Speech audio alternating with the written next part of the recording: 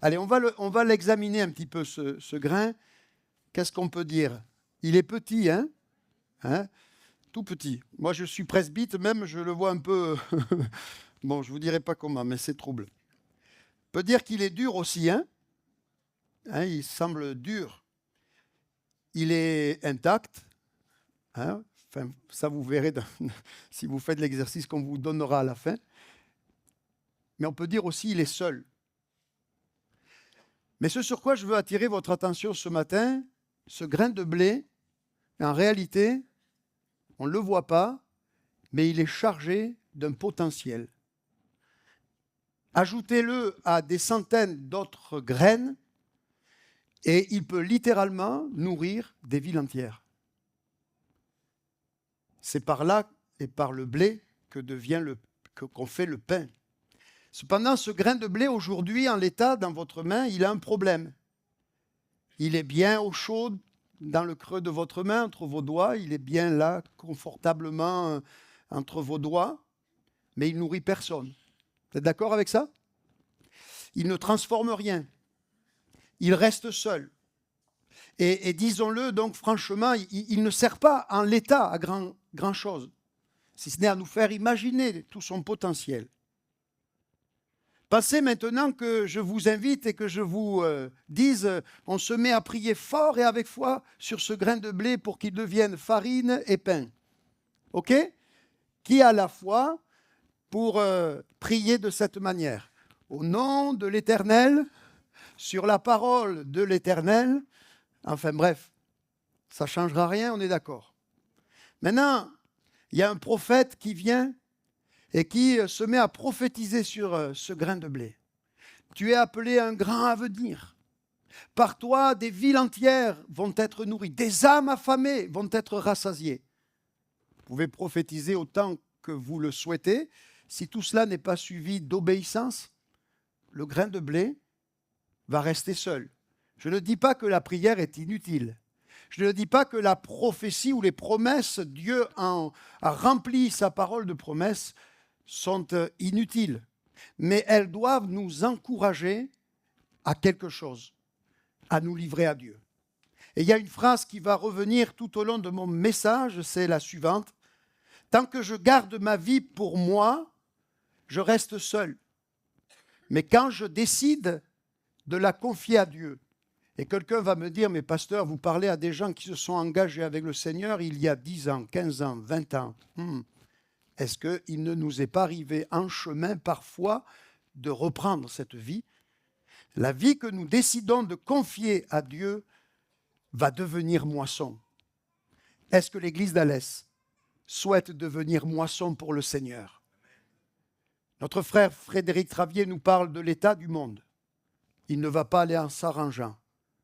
Mais cet état doit nous amener à une prise de position, se garder bien sûr, mais aussi se donner au Seigneur pour dire, nous avons la réponse, nous avons la solution. La Bible, Jésus lui-même dira de l'Église, elle est la lumière du monde, elle est le sel de la terre. Alléluia! Et entre ses mains, ce grain de blé, le divin agriculteur peut littéralement en faire un champ, aller jusqu'aux extrémités du monde. Que Dieu soit béni. Et faites des nations, des disciples. Alors, je veux te dire que tu as un réel potentiel, que de grandes choses, bien au-delà de tout ce que tu peux imaginer, pourraient être accomplies à travers ta vie. Que des précieuses bénédictions sont sur toi. La Bible nous dit, il nous a bénis de toutes sortes de bénédictions spirituelles. Jésus a dit, vous ferez de grandes choses. Dieu est avec nous. Les promesses de Dieu sont pour nous. Jésus s'appelle Emmanuel. Et pourtant, parfois, nous restons seuls parce que nous avons une décision à reprendre. Je dis bien à reprendre. Elle est pour moi, mais elle est pour vous aussi. Et j'ai décidé de la prendre. Je veux, par ta grâce, Seigneur, non pas garder ma vie. Je ne veux pas rester seul, mais je veux confier le grain de blé que je suis entre les mains du Seigneur pour que, additionné au vôtre, il devienne un champ qui permette à Alès de nourrir une grande multitude d'hommes et de femmes Amen. Et dans les Cévennes et plus largement jusqu'aux extrémités du monde. Amen. Pourquoi ce grain de blé ne change pas? Pourquoi ce grain de blé ne devient pas du pain? Parce qu'il est là en sécurité dans vos mains. Parce qu'il est peut-être mis dans un tiroir ou sur une étagère ou pour l'agriculteur dans un tonneau. Il peut rester comme cela en l'état de grain pendant des années et des décennies, voire des siècles. On a retrouvé des grains de blé qui ont plusieurs milliers d'années et qui, malgré les années passées, sont restés un grain de blé et non pas un champ. Et c'est l'image de nos vies protégées par des habitudes, par des traditions religieuses. Nous partageons avec mon épouse ce matin, vous savez, c'est perturbant de suivre le Saint-Esprit, parce que la Bible dit, le vent souffle où il veut. C'est lui qui souffle où il veut. Et c'est à nous à suivre le vent là où il souffle, et pas là où nous décidons qu'il souffle. Je n'ai pas envie, et je ne veux pas, travailler là où le Saint-Esprit ne souffle pas. Mais je veux que mes sens spirituels soient en éveil. C'est lui le maître de la moisson. C'est lui qui nous dit, c'est là que tu dois jeter le filet. C'est maintenant sur ma parole. C'est dans ce lieu que tu dois aller. C'est là que j'ai ouvert une porte pour toi. Là-bas, pour le moment, c'est mon choix. La porte t'est fermée. Et nous voulons suivre le vent de l'esprit. Nous avons travaillé toute une nuit sans rien pécher. Mais sur ta parole, ce même courant d'eau, ce même cours d'eau, cette même rivière ou mer, je ne sais, qui ne produisait pas de poissons, on a travaillé toute la nuit, on a jeté tous nos filets, on y a mis toutes nos compétences, on n'a rien pêché. Mais sur ta parole, nous allons faire ce que tu nous demandes. Et une grande multitude de poissons se sont eux-mêmes jetés littéralement dans le filet. Oh, oh, c'est pas à la suite d'un conseil, quel qu'il soit, d'humain. L'apôtre Pierre aurait pu réunir les autres, il ne s'appelait pas apôtre encore. Hein? Bon, pourquoi, comment? Parce que la maille de ton filet, parce que Pierre, ceci, cela, et puis rentrer dans toutes sortes de débats. Il fallait une direction de Dieu. Il fallait suivre Dieu. Il fallait obéir au Seigneur. Et nous voulons être cette Église. Nous voulons être ces disciples qui choisissons. Pour moi, il est temps, à l'âge de 50 ans, vous en tirerez les conclusions que vous en voulez, c'est entre vous et Dieu. Mais moi, je veux vraiment servir le roi des rois. Amen. Et nous avons vu de belles choses. Mais je crois qu'on n'a pas encore vu tout ce que Dieu veut faire. Alors on veut sortir de notre confort spirituel, de nos raisonnements limités. Arrêtez à un moment donné avec vos raisonnements. Arrêtez de dire à Dieu, tu ne dois pas guérir un homme le jour du Shabbat. Arrêtez de dire à Jésus, tu n'as pas le droit de faire ça parce que Jésus est Dieu. Amen. Protégés par nos raisonnements limités, les églises protégées par leurs raisonnements limités, qui discutent, voilà, parfois derrière le dos de voilà ce qui se fait, etc., pour refaire la vie, etc. On a tous, moi le premier, Nathanaël le premier aussi, le premier, on est un à se tenir devant le Maître. Il y a des endroits où, avec mon épouse, on n'aurait pas voulu aller. Marmande, quand on apprend que la situation s'est dégradée jour après jour jusqu'à notre venue, jusqu'à la perte d'un jeune couple sur lequel on misait avec mon épouse, on va peut-être faire quelque chose avec eux. Ils ont quitté l'église, les derniers. Qu'est-ce qu'on fait? On n'avait plus envie d'y aller, la vérité. Plus de club. C'est la campagne là-bas. Hein. Ah là, il y a des champs pleins de maïs, de tomates. C'est pas très joli là, le Lot-et-Garonne. Hein. Mais le Seigneur, c'est lui qui dirige. Et je peux vous assurer, on s'est placé devant Dieu, une paix est venue. C'est ce que l'Église doit faire. Amen.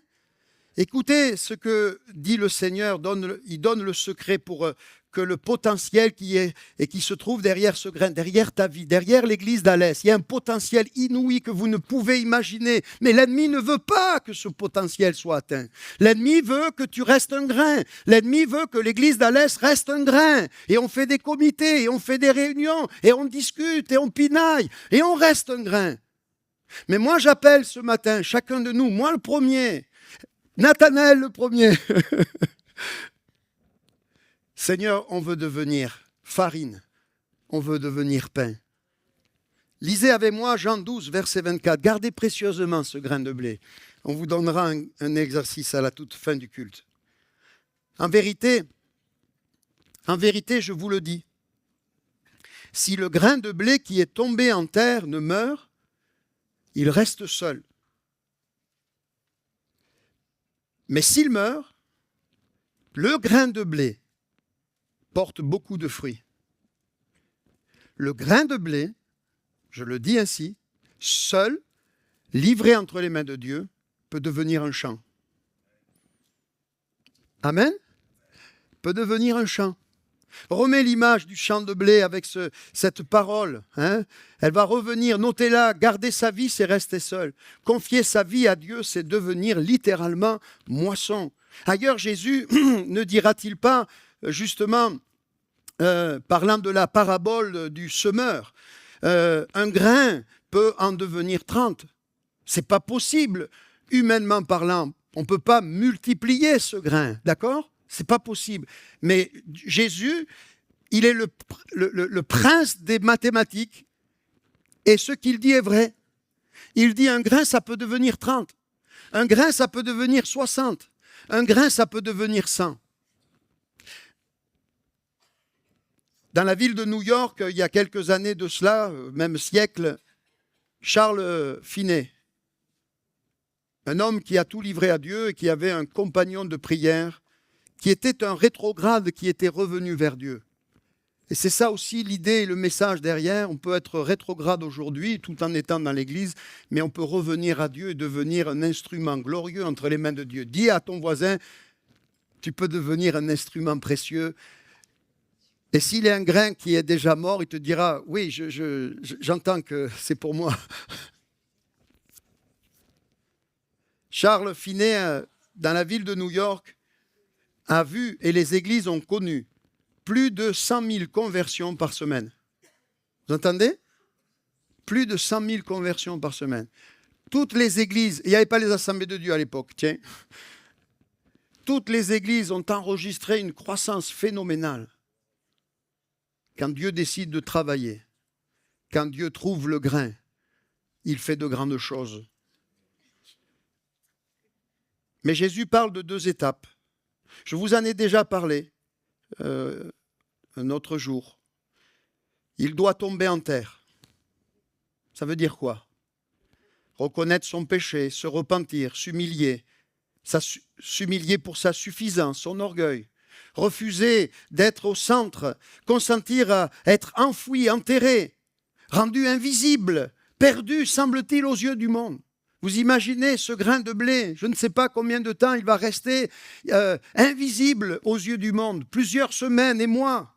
Et l'agriculteur, il est là, il a fait son travail, il a mis en terre le grain de blé qui a accepté. Lui, il n'a pas de volonté. Nous, il faut qu'on accepte. Il a accepté de se laisser porter en terre, enfouir dans le sol. Ce si beau et magnifique grain a accepté carrément de disparaître aux yeux du monde. Il semble qu'il est maintenant perdu pour toujours. Mais l'agriculteur sait, il connaît les lois de la nature. Il passe chaque jour, je ne sais pas si c'est tous les jours, mais comprenez, il arrose ce champ, il arrose ses graines, alléluia, il arrache les mauvaises herbes quand elles viennent à pousser, amen. Et puis un jour, il y a une tige qui sort, il y a une fleur qui sort, alléluia. Et demain, il y aura un fruit, il y aura un pain, que Dieu soit béni. Il doit tomber. C'est le moment où l'ego spirituel, religieux, moral cesse de se défendre. C'est renoncer littéralement à sauver sa vie par soi-même. Je ne peux pas, Seigneur, me sauver. J'ai essayé, je n'y suis pas arrivé. C'est reconnaître, je suis en échec. Nous avons péché toute la nuit. Nous n'avons rien ramassé, récupéré. Mais sur ta parole, Seigneur. C'est accepter de s'incliner. C'est accepter de se prosterner. C'est accepter de, répandre son cœur devant Dieu. Alléluia. Mais Jésus dit, c'est pas encore suffisant. Il faut que ce grain de blé meure. Que sa coque se brise. Là, on comprend que c'est encore plus profond. Ce n'est pas juste changer de comportement, mais c'est littéralement disparaître pour que quelque chose d'autre puisse apparaître, pour que quelque chose de nouveau, de différent et d'utile puisse émerger. Il faut donc que le grain de blé meure. Mourir, ce n'est pas arrêter de pécher seulement, ce n'est pas changer de comportement ou devenir plus discipliné, c'est plus encore que cela. Et Paul nous l'explique et nous le dit en donnant ce témoignage, Galates 2, verset 20, ouvrez la Bible. J'ai été, dit-il, nous disons Christ est crucifié, oui, mais Paul dira, moi aussi. Il y a un jour où Christ a mis ses clous dans mes mains quelque part. J'ai été moi aussi crucifié avec Christ. Alléluia. Ce n'est plus moi, dit-il, qui vis. Je ne gère plus ma vie comme bon me semble. Je ne gère pas mon ministère selon mes idées personnelles. Je cherche la volonté de Dieu. Il y a une vision qui m'envoie, à l'autre bout de la terre, j'y réponds. Ce n'est plus moi qui vis, c'est Christ qui vit en moi. Alléluia. Si je vis maintenant dans la chair, parce que bien sûr, il partage toujours la vie biologique, je vis dans la foi au Fils de Dieu qui m'a aimé et qui s'est livré lui-même pour moi. Amen. Mourir à l'homme ancien, à la logique du monde, à la maîtrise de sa propre vie. Et c'est là où beaucoup de chrétiens pêchent, pas font le mal, mais loupent quelque chose. Parce que beaucoup de chrétiens acceptent de tomber, de s'humilier, de demander pardon à Dieu, mais très peu acceptent de mourir. Mais Jésus nous dit, si le grain ne meurt, tout son potentiel est gâché. Beaucoup, par contre, de fruits pourraient émerger, mais sont gâchés. Et bien plus que tout ce que nous pouvons imaginer. Mais le diable, il me semble, maintient l'Église volontairement à l'état de grain. Mais il n'a pas le dernier mot. Il n'a pas de pouvoir. Entendez-vous? Le diable n'a pas de pouvoir. Je disais à quelqu'un, je commence à le connaître. Je peux le dire. Je donne cette image parce que je l'ai vécu. C'est un bluffeur. C'est un joueur de poker. J'ai jamais joué au poker, j'y comprends rien. Mais j'ai compris que au poker, on ment. Et on fait croire à l'autre, mon Dieu, là, t'es laminé. Mon Dieu, les cartes que j'ai, j'y comprends rien. Je ne sais pas ce qu'il faut avoir. Carré d'as, je ne sais pas du tout. Mais c'est du bluff. Et le diable, c'est un bluffeur. C'est un menteur. Et mon propos ce matin, c'est de démasquer son mensonge. De te dire que tu as un potentiel, mais ne reste pas, je t'en supplie, à l'état de graine. Tant que je garde ma vie, pour moi, je reste seul. Quand je la confie à Dieu, je deviens moisson. Et bien aimé, il est temps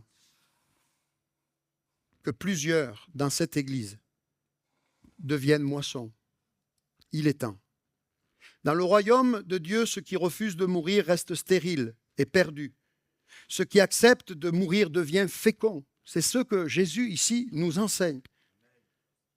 Je voudrais dire que mon message, alors que mardi je me destinais à un tout autre message, Nathanaël peut vous le dire, je lui avais envoyé le thème, et puis on se tient devant Dieu, mais ça veut être un peu la suite de ce que Nathanaël a apporté la semaine dernière. Il disait avec raison que parfois nous perdons des relations tant que nous restons grains. Nous détruisons des relations, nous compromettons notre avenir, celui de ceux qui nous entourent, par nos inconséquences. Et la Bible résume ce principe par ce verset, Romains 6, 23, la première partie d'abord. Car le salaire du péché, c'est la mort. Mais pas la mort à soi-même, hein? La mort de l'ennemi. Mais la deuxième partie du verset continue et donne une note d'espoir. Et je veux vous inviter à lever la tête ce matin, au-delà de vos fautes, au-delà de ce que vous avez pu faire comme chose qui n'aurait jamais dû être faite. La deuxième partie nous dit, et c'est ce que le diable ne veut pas que les croyants entendent, que les croyants saisissent. La Bible nous dit, mais le don gratuit de Dieu, c'est la vie éternelle en Jésus-Christ, notre Seigneur. Amen. Gloire à Dieu. Et maintenant, je vais donner une image avec un peuple, une génération de l'Ancien Testament, du peuple d'Israël, une pente de son histoire où Dieu va s'adresser et Dieu va promettre une moisson à un peuple qui avait tout perdu. C'est dans le livre de Joël, je vous invite à ouvrir la Bible, dans le livre de Joël, on va lire plusieurs versets au chapitre 1 et au chapitre 2. Dieu, dans ce livre, parle à un peuple qui a enregistré de nombreuses pertes à cause de son péché, son attitude spirituelle nonchalante. Mais il a aussi présenté un message chargé d'espérance. Et c'est ce message que je voudrais qu'on puisse entendre. Et je prie, et j'ai prié, qu'il suscite dans mon cœur, dans vos cœurs, un réveil. Dans de nombreuses maisons, un réveil. Oui, il y a une espérance, oui, il y a une possibilité de rédemption, de restauration, de réhabilitation. Oui, et le diable ne veut pas que tu l'entendes. Il te tient dans son mensonge. L'Église tout entière peut traverser un réveil. Amen. Oh, mais ça va, pasteur. À chacun de juger, mais c'est le maître qui juge en réalité. C'est le maître qui juge en réalité. Mais le son va bien, mais les murs sont beaux. C'est le maître qui juge. Jésus n'est pas mort pour du placo-plâtre. Nos églises sont en placo-plâtre aujourd'hui. Avant, c'était des pierres quand même. Jésus, il est mort pour toi. Il est mort pour moi et pour tous ceux encore auprès desquels il veut se révéler. Amen. Lisons. La parole de l'Éternel fut adressée à Joël, fils de Pétuel, chapitre 1, verset 1. Écoutez ceci, vieillards.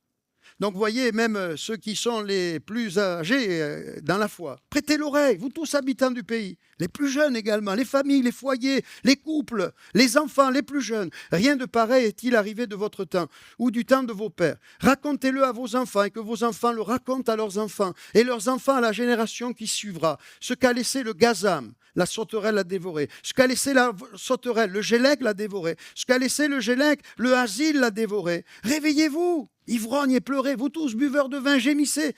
Parce que le mou est enlevé de la bouche, car un peuple est venu fondre sur mon pays puissant et innombrable. Il a les dents d'un lion, les mâchoires d'une lionne. On comprend, c'est l'ennemi qui est là. Hein. Il a dévasté ma vigne, il a mis en morceaux mon figuier, il a dépouillé, abattu, les rameaux de la vigne ont blanchi. Lamente-toi comme la jeune femme qui se revêt d'un sac pour pleurer le fiancé de sa jeunesse, offrant des libations. Et ici, on ne parle pas d'argent, mais d'un cœur qui se répand devant Dieu, d'un cœur qui est tout entier à l'Éternel, un cœur qui se réjouit d'être là, un cœur qui aime le Seigneur pleinement.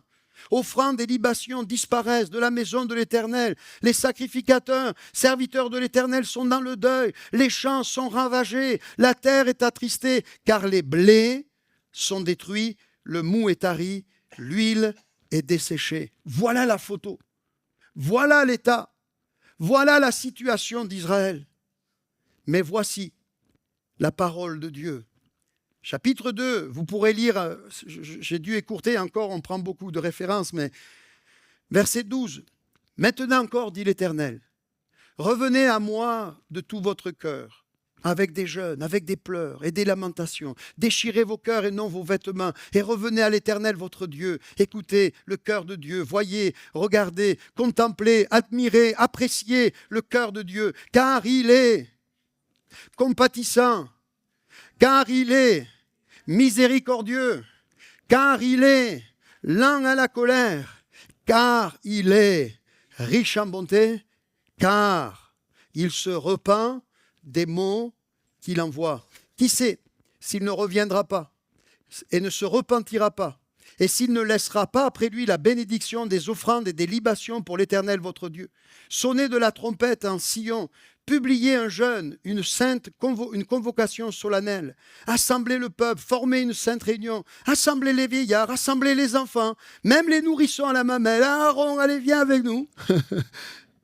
Que l'époux sorte de sa demeure et l'épouse de sa chambre, qu'entre le portique et l'autel pleurent les sacrificateurs, serviteurs de l'Éternel, et qu'ils disent, Éternel, épargne ton peuple, ne livre pas ton héritage à l'opprobre, aux railleries des nations. Pourquoi dirait-on parmi les peuples, où est leur Dieu? L'Éternel est ému de jalousie pour son pays, il épargne son peuple. L'Éternel répond, alléluia, et il dit à son peuple, pourquoi ne pas se l'appliquer à l'église d'Alès ce matin? Voici, je vous enverrai du blé, du mou et de l'huile, et vous en serez rassasiés.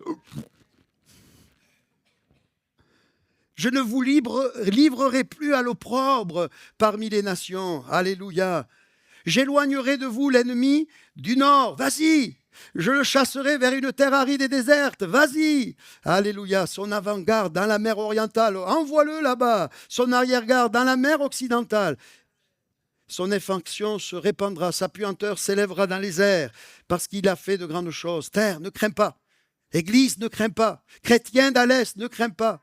Sois dans l'allégresse, réjouis-toi, c'est le sens de mon message, car l'Éternel fait de grandes choses. Bêtes des champs, ne craignez pas, parce que les animaux aussi étaient touchés par cette famine, car les plaines du désert, là où les sauterelles ont agi et œuvré, car les plaines du désert, alléluia, où j'étais, reverdiront, car les arbres porteront leurs fruits, le figuier et la vigne donneront leur richesse. Et vous, enfants de Sion, soyez dans l'allégresse et réjouissez-vous en l'Éternel votre Dieu, car il vous donnera la pluie en son temps. Bon, là, on a envie de dire, Seigneur, envoie les nuages ailleurs. Hein. Mais cette pluie-là, on la veut. Hein. Pardon, Seigneur. Il vous enverra la pluie de la première et de l'arrière-saison, comme autrefois. Vous savez qu'Israël était dépendant de la météo, et sans météo, il n'y avait pas de pluie. Les airs se rempliront de blé, les cuves regorgeront de mou et d'huile. Je vous, écoutez bien, remplacerai. On va lire jusqu'au bout, hein, parce qu'il y a quelque chose d'important pour nous, Église de Pentecôte.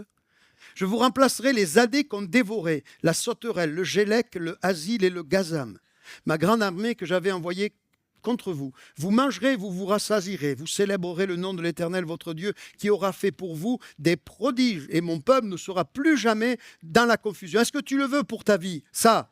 Et vous saurez que je suis au milieu d'Israël, que je suis l'Éternel votre Dieu, qu'il n'y en a point d'autre. Et mon peuple ne sera plus jamais dans la confusion. Après cela, je répandrai sur mon esprit sur toute chair. Vos fils, vos filles prophétiseront, vos vieillards auront des songes, vos jeunes gens des visions, même sur les serviteurs et sur les servantes. Dans ce jour-là, je répandrai mon esprit, je ferai paraître des prodiges dans les cieux et sur la terre, du sang, du feu et des colonnes de feu. Le soleil se changera en ténèbres et la lune en sang avant l'arrivée du jour de l'Éternel, de ce jour grand et terrible. Alors, quiconque invoquera le nom de l'Éternel sera sauvé.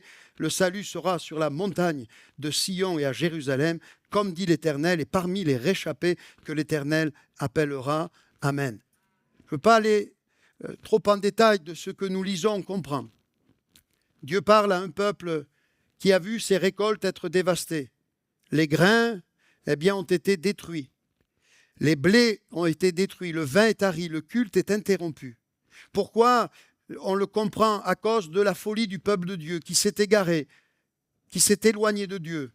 Et vous savez, parfois, pour se rassurer, on regarde aux choses grossières pour dire « mais moi, je n'ai pas fait ça ».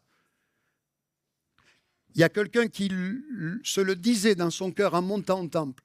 « Je n'ai pas commis l'adultère, je jeûne, je fais ce... » Je repensais, et ça je ne l'ai pas noté, mais dans mon culte, parce que avant de l'écrire, il est là, travaillé dans le cœur, au jeune homme riche, un homme excellent, un jeune homme exceptionnel. Tout parent veut ce genre de gendre pour sa fille. Un homme qui était pieux, un homme qui était fidèle, un homme de principe, de valeur, mais un homme qui est perdu. Il te manque l'essentiel. Dieu doit être au centre. Tu aimeras Dieu de tout ton cœur. C'est pourquoi je veux vraiment, c'est pas un message, j'espère, je vous demande pardon si vous le... Je ne veux pas être culpabilisant, hein. Mais il y a des réalités qui sont là, mais je veux vous dire que ces réalités qui sont là ne peuvent pas empêcher le Seigneur d'agir si nous choisissons et décidons d'entendre la voix de Dieu et de dire, nous on veut l'allégresse, nous on veut la joie, nous on veut être un chant pour le Seigneur. Il y a des promesses.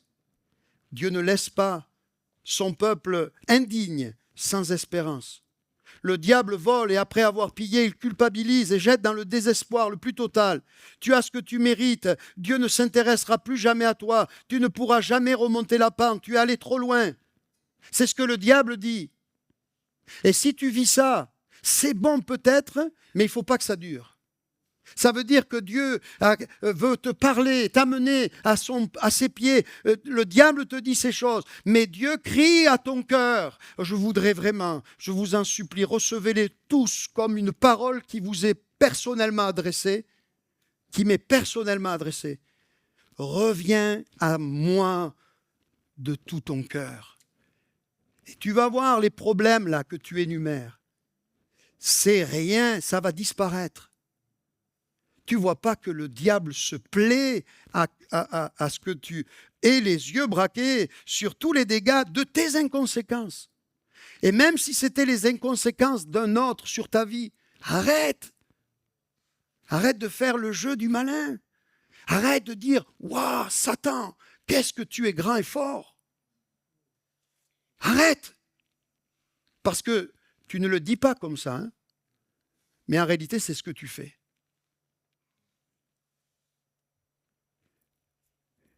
David, le roi, dira à Dieu, tu es mon bouclier. Vas-y, attaque. Tape, frappe. Tu vas te heurter à mon Dieu. Avant le retour de la moisson, Dieu appelle à l'humiliation, tomber. Avant l'effusion du Saint-Esprit, un dépouillement complet, mourir. Mais Dieu donne une promesse et c'est celle-ci que je voudrais qu'on retienne. Je vous remplacerai les années qu'ont dévoré les sauterelles. Joël 2, verset 25. C'est pas un pasteur plein de rêves ou d'exagération, hein? C'est pas moi qui l'ai écrit, d'accord? Ok? C'est Dieu. Alors, rapidement, mais préciser, dans le chapitre 1, l'ordre de ces sauterelles qui viennent sont des espèces de criquets différentes. C'est tout un message, gazam, sauterelle, gélec, asile. C'est cet ordre dans le chapitre 1. Dans le chapitre 2, il est différent. Le sens, la racine du mot gazam, c'est trancher, couper. Une décision brutale, une rupture, une faute qui a été commise, un acte, une parole qui a taillé, qui a fait du mal à ta vie et autour de toi. C'est l'œuvre de l'ennemi. Sauterelle, racine d'essaim, essaim d'abeilles, essaim. On voit toutes ces sauterelles qui viennent sur l'Égypte, mais ça arrive encore aujourd'hui. Ça parle de multiplier nombreux. Avez-vous remarqué que la mauvaise herbe, elle pousse et croît facilement, elle se multiplie toute seule, sans que vous ne l'ayez plantée, sans que vous n'y ayez pris soin. Eh bien, quand le mal est entré, il se propage, se répand, et malheureusement, parfois, une porte a été ouverte, et l'ennemi s'est engouffré. C'est ça l'image, derrière cet insecte. Une soirée bien arrosée, qui devient finalement un style de vie. Entendez? Une addiction, quelque chose qui est là, une spirale sans fin. Gélec signifie lécher, ronger, une variété qui rase le sol, qui mange ce qui reste. L'ennemi est une vraie sangsue, ce qui ronge lentement, tiédeur, négligence, usure intérieure. À ce stade, le travail de l'ennemi ne se voit pas, il est moins spectaculaire, plus insidieux, mais tellement dangereux. Ça ne sert à rien de prier, t'es fichu, c'est foutu. Tu as tout perdu. La dernière étape, asile, racine de détruire complètement, anéantir. C'est le ravageur final, celui qui achève le peu qui restait.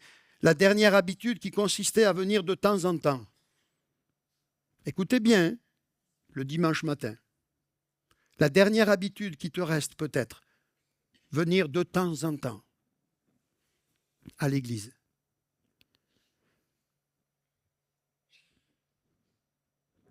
Si tu en es là, il y a un espoir pour toi, mais il y a besoin d'un réveil.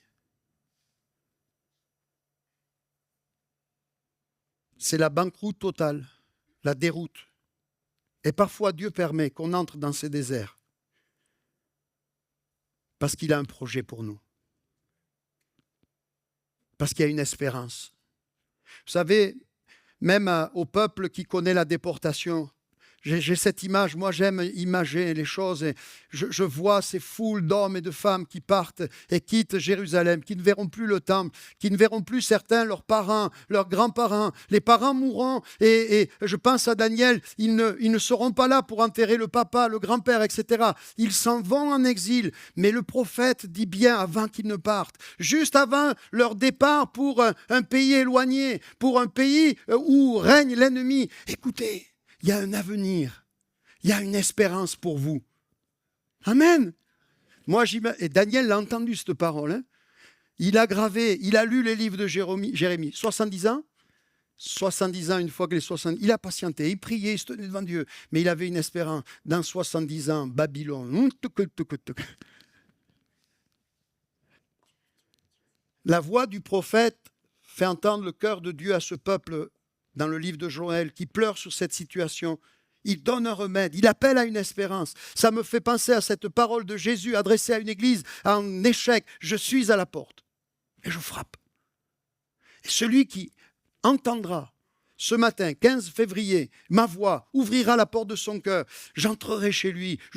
L'ennemi s'est engouffré. La petite brèche que tu lui as laissée. Mais là, si tu ouvres la porte au Seigneur, le Seigneur vient. Alléluia. Il mange avec toi. Tu manges avec lui. Un bon pain te sera donné. Tu vas sortir de la maison et tu vas dire à ton épouse à partir de maintenant, murmure, critique, paroles blessantes, vexantes, humiliantes. Ça s'arrête. On met un terme à tout ça. Aujourd'hui, on cherche Dieu, on va crier à Dieu. Aujourd'hui, on va aimer, on va prier, on va pardonner, on va bénir.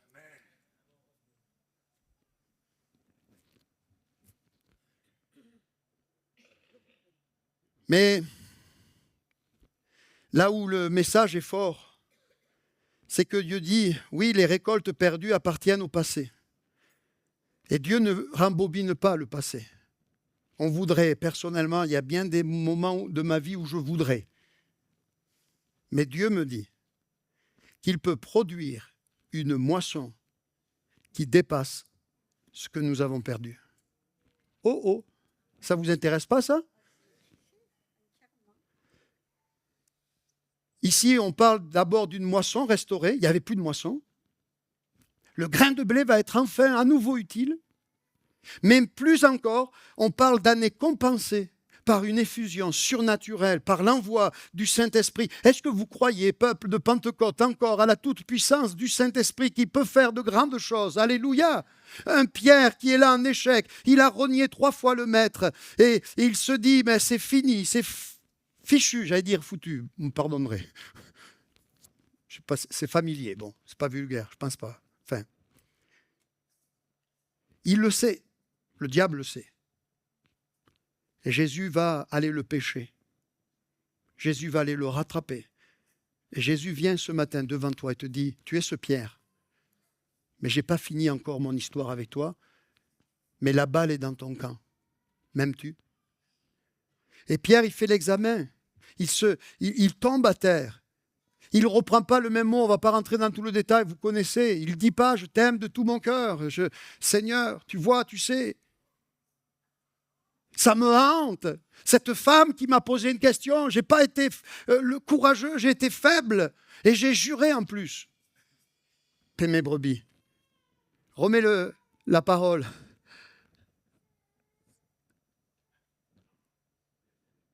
Garder sa vie, c'est rester seul. La confier à Dieu, c'est devenir moisson. Vous vous rappelez ce que Pierre va devenir? Il prêche l'évangile, le bonhomme, après avoir été rempli, restauré, réhabilité par Dieu. Et qu'est-ce qui se passe? Un champ s'ouvre. Un grain devient une multitude. 3000 âmes se convertissent et ça ne sera pas la fin que le début. Amen. Alors, on aurait pu voir d'autres choses. Juste, j'évoque l'autre image que je voulais donner. C'est avec Jacob. Jacob, vous savez, sa vie, elle a été particulière. Je ne sais pas comment le dire, un homme bizarre. Dieu l'a béni, lui fait des promesses. Il veut la bénédiction de Dieu, mais il la convoite et d'une mauvaise manière. Il cherche à se l'approprier, mais pas en ayant la bonne attitude. Mais quand même, il la veut. Et son nom va le marquer jusqu'à un bout de temps de sa vie, le trompeur, l'usurpateur. Il va perdre 20 ans de sa vie chez son beau-père qui va le tromper, qui va s'amuser avec lui, qui va le fouer. Il se retrouve à garder un troupeau qui n'est pas le sien. Mais à un moment donné, un peu comme le fils prodigue, il touche le fond, il dit, mais pourtant il y a des paroles. Le pasteur Olry encore ce matin m'a dit, le Seigneur peut me donner de retrouver tout ce que j'ai perdu par mes inconséquences. J'entends la voix de Dieu. Le texte nous dit, il entend la voix de Dieu qui lui dit, allez, oh, reste pas là, c'est pas là que je veux que tu restes, moi. J'ai autre chose pour toi. Charan, c'est pas pour toi. Moi, j'ai le pays de Canaan en vision pour toi. Amen. Il s'y rend. Et sur le chemin du retour, une crise surgit. Son frère vient, 400 hommes, armés jusqu'aux dents. L'ennemi surgit pour le décourager, l'arrêter, l'intimider. J'imagine qu'il peut se dire, je vais retourner en arrière. Mais Dieu va s'en servir. Comprends que tout ce qui t'est arrivé, derrière, il y a Dieu qui l'a permis pour t'amener à un point de crise qui va t'amener à plier les genoux devant Dieu. Et Jacob, cette nuit-là, il est au bout de sa vie, il n'en peut plus.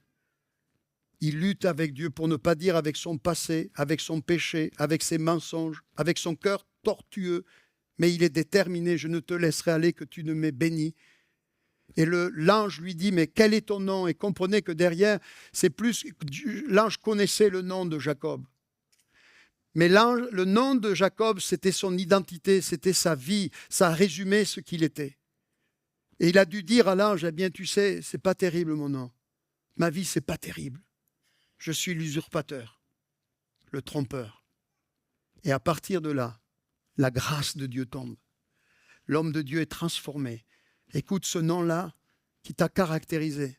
Cette vie-là, avec toutes sortes de manipulations, de mensonges, de supercheries, de tromperies, tout ça, tu as compris que ça t'a amené là où tu es. C'est pas les autres. Moi, ça m'est arrivé d'accuser les autres. Je ne parle pas de vous, de personne ici, je vous assure. Ça m'est arrivé de dire, voilà, un tel, il a dit ceci et cela. Mais Seigneur, j'aurais pu réagir autrement. Et Jacob l'accepte. Oui, parce que, vous savez, Jacob, il aurait pu dire, oui, mais mon père, il savait que j'étais celui qui devait être béni, mais il voulait bénir mon frère Ésaü. Lisez bien les textes. Non, je suis le trompeur. Et l'ange lui dit, non. Tu es Israël. Amen. De sa mort naît une nation. C'est une réalité. À ce moment-là, naît un peuple. À ce moment-là, naît une nation. Israël, celui qui lutte avec Dieu, celui qui lutte pour Dieu. Alléluia. Cet homme-là, ce soir-là, ce chrétien que tu es là aujourd'hui, par ta décision, peut littéralement engendrer de grandes choses. L'Église devient forte lorsqu'en son sein, plusieurs acceptent de livrer leur vie sur l'autel de Dieu. Mais Romains 12, versets 1 à 2, je vous exhorte donc, frères, par les compassions de Dieu, à offrir vos corps comme un sacrifice vivant, saint, agréable à Dieu, ce qui sera de votre part un culte raisonnable. Ne vous conformez pas au siècle présent, mais soyez transformés par le renouvellement de l'intelligence, afin que vous discerniez quelle est la volonté de Dieu, ce qui est agréable et parfait. Gardez bien le grain de blé, à la toute fin du culte, on vous dira quelque chose. Mon épouse, viens me porter ce que tu as sur tes genoux.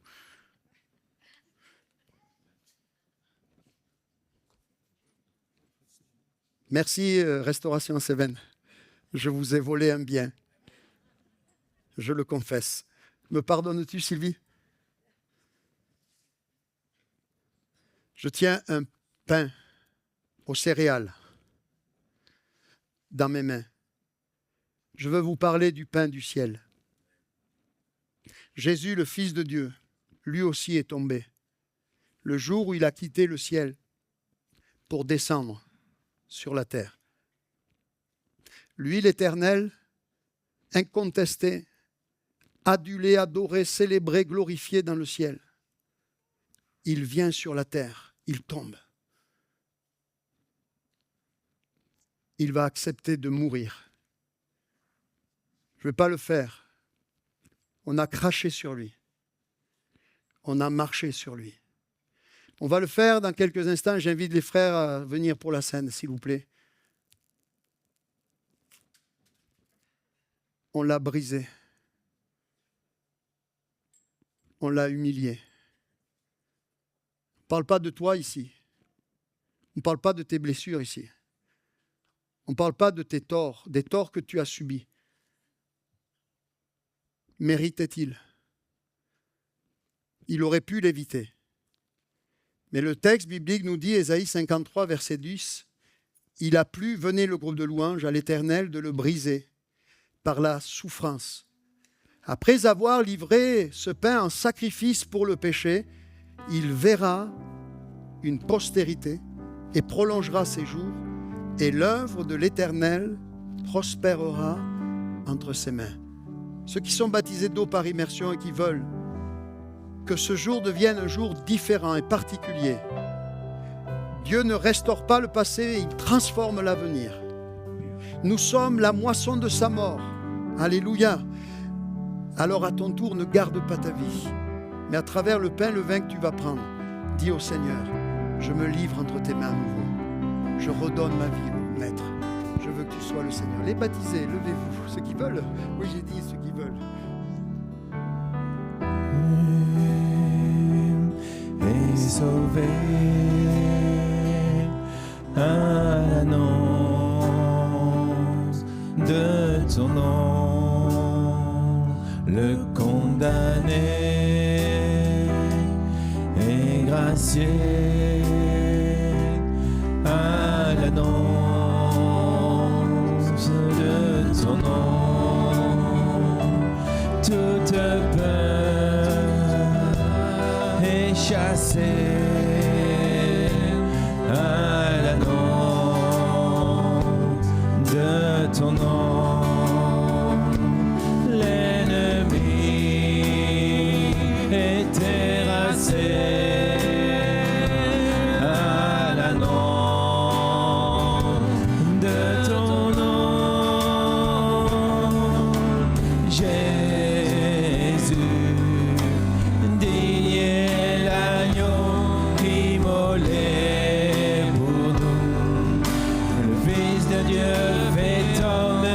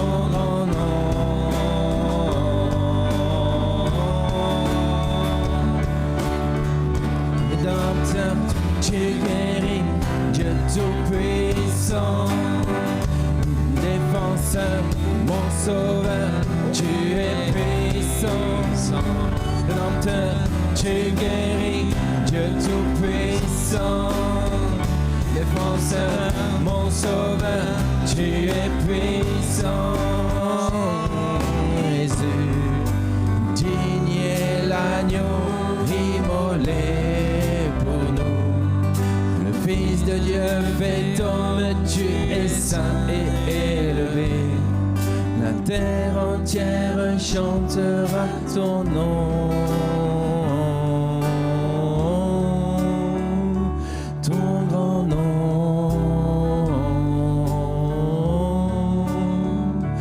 Ton grand nom.